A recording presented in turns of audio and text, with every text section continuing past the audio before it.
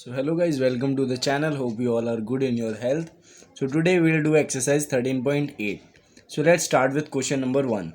Find the volume of the sphere whose radius is 7 cm and 0.63 meter. तो पहले first part का करते हैं. तो वॉल्यूम ऑफ स्फेयर होता है 4/3 पाई आर क्यूब. अब 4/3 इंटू 22/7 इंटू 7 इंटू 7 इंटू 7 जो कि आपका रेडियस है. उसके बाद 7 से 7 कट गया. उसके बाद 4 into 22 88 and 7 into 7 into 49. 88 into 49 upon 3. 88 into 49 ये कर रखा है डिवाइडेड बाय 3. आंसर आएगा आपका 1437.33 सेंटीमीटर क्यूब. पार्ट में 0.63 मीटर आपको रेडियस दिया हुआ है.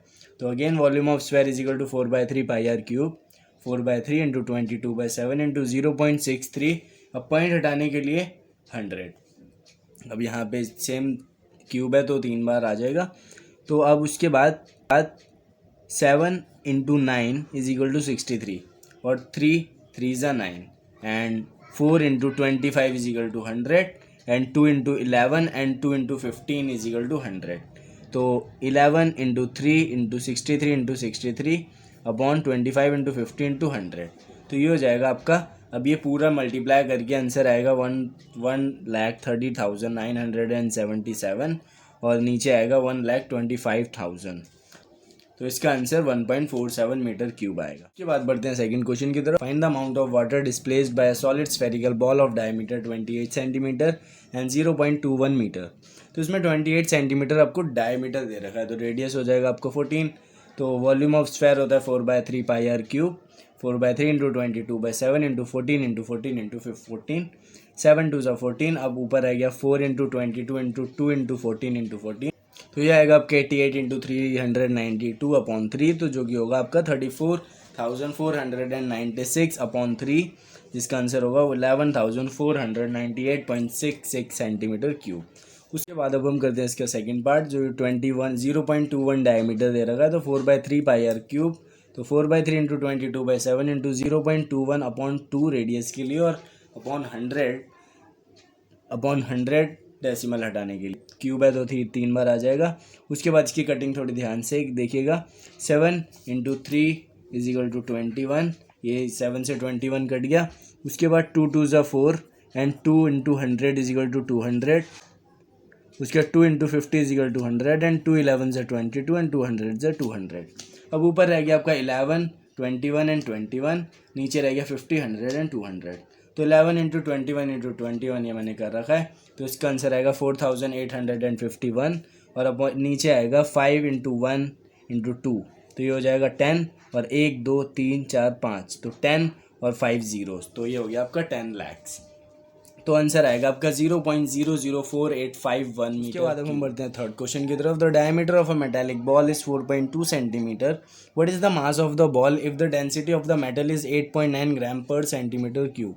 तो इसमें बोला हुआ है डायमीटर दिया हुआ है एक मेटालिक बॉल का 4.2 सेंटीमीटर और उसका मास पूछा है अगर उसकी डेंसिटी है 8.9 ग्राम पर सेंटीमीटर क्यूब. तो पहले आपको उसकी वॉल्यूम निकालनी पड़ेगी.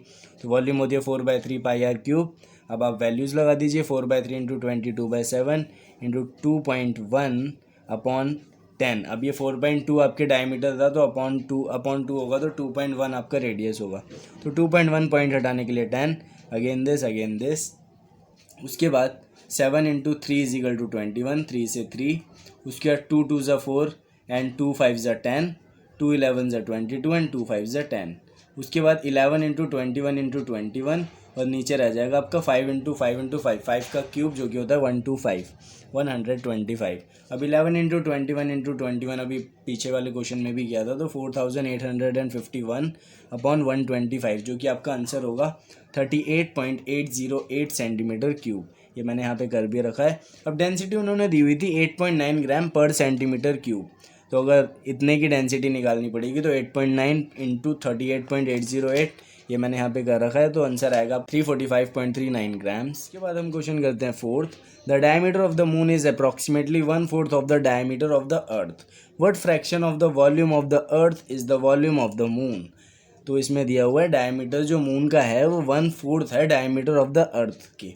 तो उन्होंने फ्रैक्शन पूछा है. फ्रैक्शन क्या होगा वॉल्यूम ऑफ अर्थ का वॉल्यूम ऑफ मून से. तो let the diameter of the earth be x. So diameter of moon will be x/4 और वी कैन से अब ये दूसरा तरीका ये है कि अगर हम मून का एक्स लेंगे, मून का डायमीटर एक्स लेंगे, तो अर्थ का हम 4x बोल सकते हैं ना। तो ये मैंने मतलब ये दोनों ही तरीके से हो सकता है, लेकिन ये वाले तरीके से मैंने किया है, तो आप एक बार देख लीजिए। आप दोनों में से किसी से भी कर सकते हैं। अब इसमें क्या होगा, फ्रैक्शन अब उन्होंने बोला था वॉल्यूम ऑफ अर्थ का वॉल्यूम ऑफ मून से, तो volume of moon by volume of earth. अब आपको वॉल्यूम ऑफ स्फेयर तो पता ही है, तो 4/3 पाई आर क्यूब। अब 4/3 पाई ये कट जाएगा। अब आपका आर क्यूब रह जाएगा। अब वॉल्यूम ऑफ मून क्या था, डायमीटर ऑफ मून क्या था, एक्स, तो x/2 हो जाएगा रेडियस, तो x/2 into x/2 into x/2। और वॉल्यूम ऑफ अर्थ क्या था 4x, तो 4x का हाफ 2x, तो 2x into 2x into 2x। अब x/2 into x/2 into x/2 into, अब ये ऊपर चला जाएगा तो इंटू में 1/2x आ जाएगा।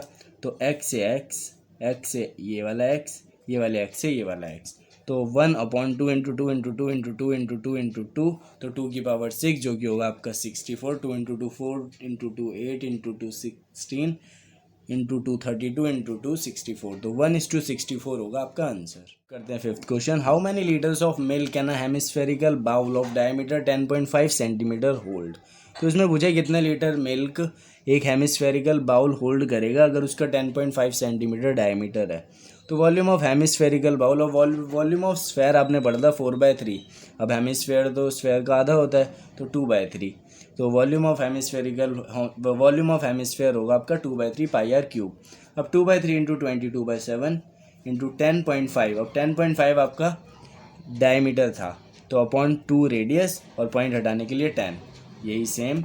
उसके बाद अब यहाँ पे cutting 7 into 15 is equal to 105। उसके बाद 5 3 ज़ा 15 एंड 5 4 ज़ा 20।